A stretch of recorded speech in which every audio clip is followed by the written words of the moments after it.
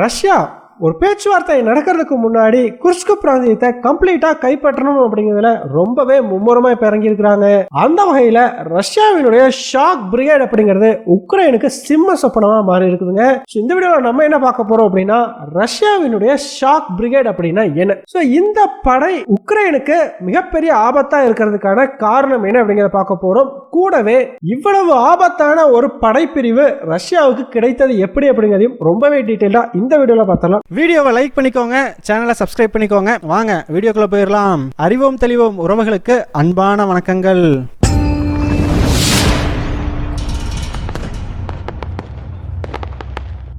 முதல் விஷயமா, ரஷ்யாவுக்கும் உக்ரைனுக்கும் இடையிலான போர்ல குர்ஸ்க் பிராந்தியம் முன்னெப்போதும் இல்லாத வகையில ரொம்பவே முக்கியமான ஒரு பிராந்தியமா மாறி இருக்குதுங்க. இதற்கு காரணம் என்ன அப்படின்னு பாத்தீங்கன்னா, ட்ரம்ப் இப்ப ஆட்சிக்கு வந்துட்டார் இல்லையா, வந்ததையுமே ரஷ்யாவை பேச்சுவார்த்தைக்கு வர சொல்லி மிரட்டல் தொனியில எல்லாம் வந்து ட்ரம்ப் ஆல்ரெடி பேச ஆரம்பிச்சிட்டாரு. அதனால பாத்தீங்கன்னா ரஷ்யா எப்படியாச்சும் குர்ஸ்க் பிராந்தியத்தை வேகமா ரீகேப்சர் பண்ணணும் அப்படின்னு சொல்லி முழு வேகத்துல இயக்க ஆரம்பிச்சிருக்கிறாங்க. இதன் விளைவா பாத்தீங்கன்னா கிட்டத்தட்ட டெய்லியுமே ரஷ்ய படைகள் குர்ஸ்க்ல தொடர்ந்து முன்னேற ஆரம்பிச்சிருக்கிறாங்க. மறுபுறம் உக்ரைன் பாத்தீங்கன்னா இதே ஒரு விஷயத்தை போக்கஸ் பண்ணி தான் கடந்த ஒரு 2 வாரத்துக்கு முன்னாடி, அதாவது ட்ரம்ப் பதவியேற்கிறதுக்கு ஒரு சில நாட்களுக்கு முன்னாடி குர்ஸ்க்ல ஒரு சர்ப்ரைஸ் கவுண்டர் அஃபென்சிவ்ங்கிறத ஆரம்பிச்சிருந்தாங்க. நம்ம கூட வீடியோல பார்த்திருந்தோம். இந்த கவுண்டர் அஃபென்சிவின் மூலமா குர்ஸ்க்ல உக்ரைன் இழந்த பகுதிகளை மறுபடியும் ரீகேப்சர் பண்ணிடலாம் அப்படிங்கிற ஒரு எண்ணத்தோட தான் இந்த சர்ப்ரைஸ் கவுண்டர் அஃபென்சிவ்ங்கிறதே நடத்தப்பட்டது. ஆனா உக்ரைனோட இந்த கவுண்டர் அஃபென்சிவ் பாத்தீங்கன்னா மிகப்பெரிய தோல்வியில போய் முடிஞ்சிருக்குதுங்க. இதற்கு முக்கியமான காரணம் என்ன அப்படின்னு பாத்தீங்கன்னா, ரஷ்யாவோட ஷாக் பிரிகேட். அது என்னப்பா ஷாக் பிரிகேட் அப்படின்னு கேட்டீங்கன்னா, ஆக்சுவலா நம்ம எல்லாருக்குமே தெரிஞ்ச விஷயம் தான். கிட்டத்தட்ட 10,000 வடகொரிய வீரர்கள் ரஷ்யாவுக்காக உக்ரைனுக்கு எதிராக குர்ஸ்க்ல சண்டையிட்டு வர்றாங்க இல்லையா. இந்த வடகொரிய வீரர்களை ஆரம்ப கட்டத்துல குர்ஸ்க்குள்ள ரஷ்யா அனுப்பும் பொழுது அவங்களுக்கு ஒரு மிகப்பெரிய சிக்கல் காத்திருந்ததுங்க. அது என்ன அப்படின்னு பாத்தீங்கன்னா மொழி. ரஷ்ய மொழி வேற, கொரிய மொழி வேற இல்லையா. இதனால இவங்க 2 சைடுக்கும் நடுவில் கம்யூனிகேஷன்ங்கிறதே ஒரு பெரிய பிரச்சனையா வந்து இருந்திருக்குது.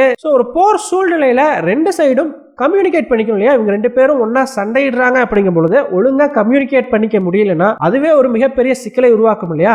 அந்த ஒரு சிக்கல் தான் ரஷ்யாவுக்கும் ஏற்பட்டிருந்திருக்குது. அதுலயும் குறிப்பா ரஷ்யா பாத்தீங்கன்னா வடகொரிய வீரர்களை தனியா வந்து விடலைங்க, அவங்களையும் ரஷ்ய படைகளையும் மெர்ஜ் பண்ணி ஒரு மிக்ஸ்டு குரூப் அப்படிங்கிறத உருவாக்கி இருந்திருக்காங்க. அந்த மிக்ஸ்டு குரூப் எல்லாத்துக்குமே கமாண்டர்ஸா ரஷ்யாவை சேர்ந்தவர்களை நியமிச்சிருந்திருக்குது. ஓவராலா இந்த மாதிரி வந்து ஒரு போர் சூழ்நிலைக்குள்ள போகும் பொழுது ரஷ்ய வீரர்கள் ஒரு மாதிரி வந்து செயல்பட ஆரம்பிச்சு இருக்காங்க, வடகொரிய வீரர்கள் அவங்க பாட்டுக்கு தனியா செயல்பட ஆரம்பிச்சிருக்காங்க. ஏன்னா ஒருத்தர் சொல்றது இன்னொருத்தருக்கு புரியல.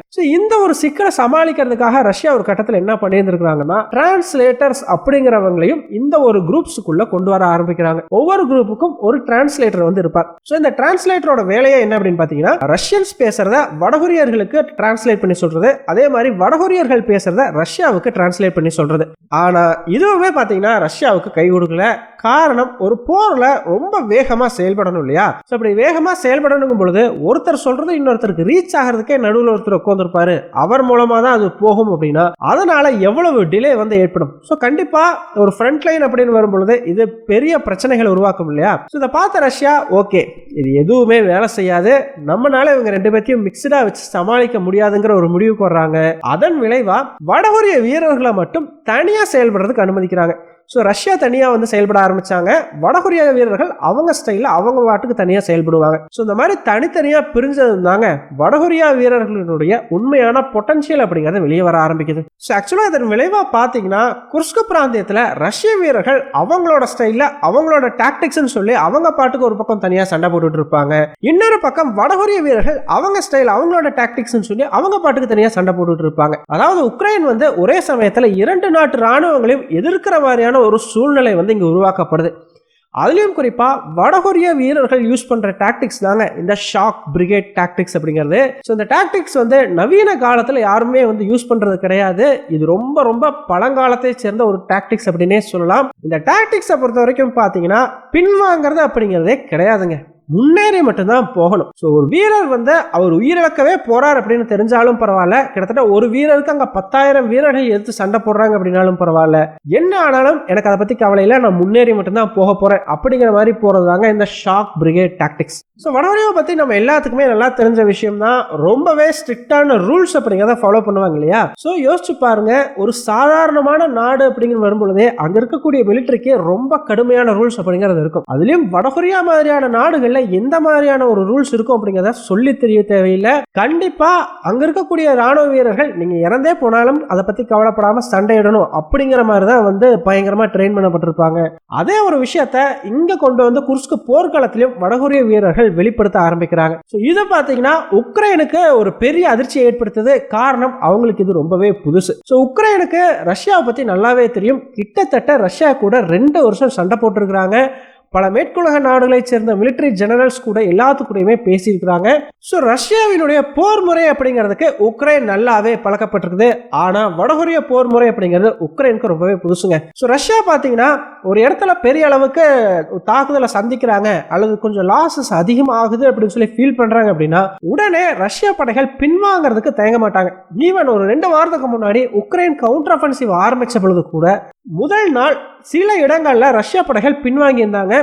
ஏன்னா ஒரு தாக்குதல்ல கொஞ்சம் லாசஸ் ஏற்படுதுன்னா பின்வாங்கிறது இப்ப நவீன காலத்து போர் முறைக்கு ரொம்ப பொருந்தும். அது மட்டும் இல்ல, இந்த மாதிரி பின்வாங்கும் பொழுது ரீக்ரூப் பண்ணுவாங்க. அதே மாதிரி ஒரு இடத்துல தாக்குதல் நடத்தி அந்த இடத்த கேப்சர் பண்ணிட்டாங்க அப்படின்னா அடுத்த இடத்து மேல ஒரு மிகப்பெரிய தாக்குதலை நடத்துறதுக்கு முன்னாடி ரஷ்ய படைகள் கொஞ்சம் ரெஸ்ட் எடுப்பாங்க.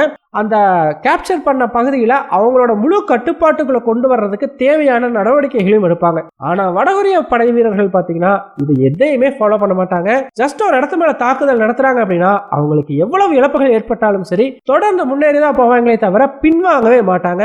அதை விட முக்கியமா ஒரு இடத்துல தாக்குதல் நடத்தி முடிச்சிட்டாங்க அப்படின்னா அந்த இடத்துல இருந்து அடுத்த இடத்துக்கு உடனே வந்து நகர ஆரம்பிச்சிருவாங்க. ரெஸ்ட் எடுத்துட்டு போலாம், இந்த இடத்த வந்து நம்ம கண்ட்ரோலுக்குள்ள கொண்டு வரலாம், மறுபடியும் உக்ரைன் தாக்குதல் நடத்தாம பாத்துக்கலாம், இந்த மாதிரி எதையுமே வடகொரியா ஃபாலோ பண்ணாது. ஜஸ்ட் அடுத்த இடத்த நோக்கி தாக்குதல் நடத்துறதுக்கு உடனடியா கிளம்பி போக ஆரம்பிச்சிருவாங்க.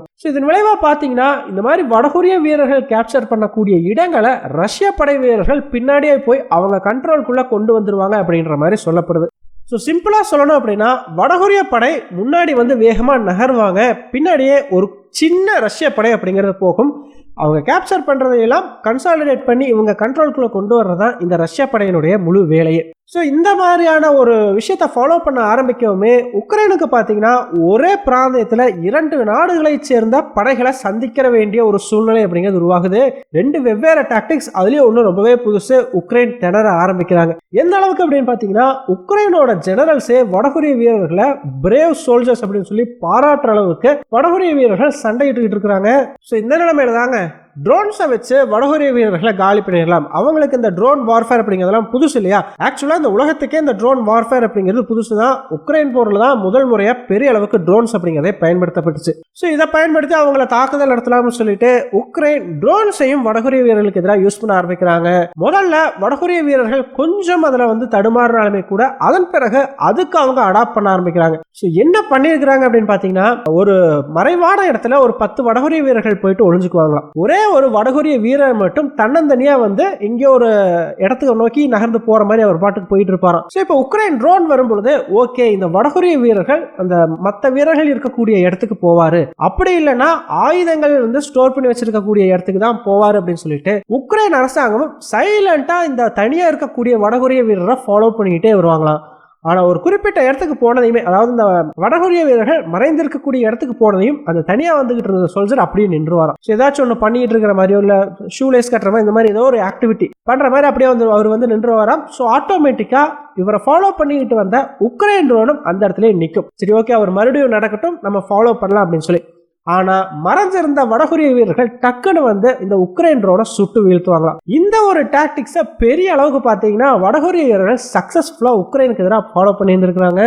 எந்த அளவுக்கு அப்படின்னு பாத்தீங்கன்னா வடகொரிய வீரர்கள் அவங்க கையிலே வந்து ஒரு கைடு மாதிரி வச்சிருப்பாங்களாம். எதுக்காக அப்படின்னா உக்ரைன் ட்ரோன்ஸ் வந்துச்சு அப்படின்னா அதை எப்படி சுட்டு வீழ்த்தணும் அப்படின்னு சொல்லி ஒரு படம் மூலமா அந்த கைட்ல வந்து விளக்கப்பட்டிருக்கும் அப்படிங்கிற மாதிரி சொல்லப்படுது. இது எந்த அளவுக்கு போயிருக்குதுன்னா ஒரு கட்டத்துல உக்ரைன் வந்து இந்த மாதிரி தொடர்ந்து வடகொரிய வீரர்கள் பண்றதை பார்த்துட்டு ஒரு வடகொரிய வடகொரியன் சோல்ஜர் தனியா நின்னாப்படி அப்படின்னா அவரை ஃபாலோ பண்ணி போகாதீங்க அப்படின்னு சொல்லி அவங்களோட ட்ரோன் யூனிட்ஸுக்கு கமாண்ட்ஸை வந்து பாஸ் பண்ற அளவுக்கு வடகொரிய வீரர்கள் உக்ரைனோட இந்த ட்ரோன்ஸை இந்த ஒரு டாக்டிக்ஸை பயன்படுத்தி வந்து வீழ்த்தி இருந்திருக்கிறாங்க. என்னதான் ஒரு பக்கம் உக்ரைன் இந்த மாதிரி வடகொரிய வீரர்களை பெரிய அளவுக்கு புகழ்ந்தாலுமே கூட மறுபக்கம் இந்த ஷாக் பிரிகேடுங்கிற டாக்டிக்ஸை பயன்படுத்துறதுனால வடகொரிய வீரர்கள் பெரிய இழப்புகளை சந்திக்கிறாங்க, நிறைய பேர் இறந்து போயிடுறாங்க அப்படிங்கிற மாதிரியான ஒரு விஷயத்தையும் சொல்லியிருக்கிறாங்க. ஆனா இதற்கான எக்ஸாக்டான ஆதாரங்கள் நமக்கு கிடையாது. அதே மாதிரி பாத்தீங்கன்னா இந்த வடகொரிய வீரர்கள் உக்ரைன் கைகளில் சிக்கிடக்கூடாது அப்படிங்கிறதுக்காகவே கையிலேயே ஒரு கிரெனேடை வச்சுக்கிட்டு சுத்துறதா சொல்லப்படுது. ஒருவேளை சிக்கிடுவோம்னு தெரிஞ்சா அந்த கிரெனேடை வெடிக்க வச்சு அங்கேயே அவங்களே வந்து இறந்துடுறாங்க அப்படின்ற மாதிரி உக்ரைன் வந்து ஒரு விஷயத்தையும் சொல்லியிருக்கிறாங்க. ஸோ இதற்கும் வந்து பார்த்தீங்கன்னா தகுந்த ஆதாரங்கள் இல்லை, ஆனால் இப்போதைக்கு வந்து இந்த மாதிரி சொல்லிட்டு இருக்கிறாங்க. ஸோ இதற்கான ஆதாரங்கள் வெளிவந்தாதான் இது உண்மையா பொய்யா அப்படிங்கிறது தெரியும். ஸோ எது எப்படி பார்த்தாலும் வடகொரிய வீரர்களோட இந்த ஷாக் பிரிகேட் டாக்டிக்ஸ் அப்படிங்கிறது பார்த்தீங்கன்னா ரஷ்யாவுக்கு குர்ஸ்க் பிராந்தியத்தில் பெரிய அளவுக்கு ஹெல்ப் பண்ணி இருந்திருக்குது.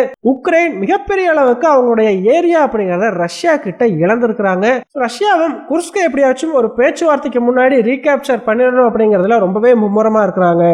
இன்னும் ஒரு 2 மாதங்களுக்குள்ள இன்னும் அதிக அளவுக்கான வடகொரிய வீரர்கள் குர்ஸ்க்கு வர்றதுக்கு வாய்ப்பு உண்டு அப்படின்ற மாதிரி சொல்லப்படுது. ஸோ அவங்க வருவாங்களா என்ன அப்படிங்கிறத நம்ம வெயிட் பண்ணி பார்த்தோம் அப்படின்னா தெரியும். குர்ஸ்க் இன்னும் எவ்வளவு நாட்களுக்கு ரஷ்யாவினுடைய தாக்குதலுக்கு எதிராக தாங்கும் அப்படிங்கிறதையும் நம்ம பொறுத்திருந்து பார்க்கலாம். ஸோ ஃபைனலாக நீங்க என்ன நினைக்கிறீங்க? குர்ஸ்க் பிராந்தியத்தில் உக்ரைனால இன்னும் எவ்வளவு நாட்களுக்கு தாக்கு பிடிக்க முடியும்? உங்களுடைய கருத்துக்கள் என்ன அப்படிங்கிறத மறக்காம கமெண்ட்ஸ்ல சொல்லுங்க. நன்றி.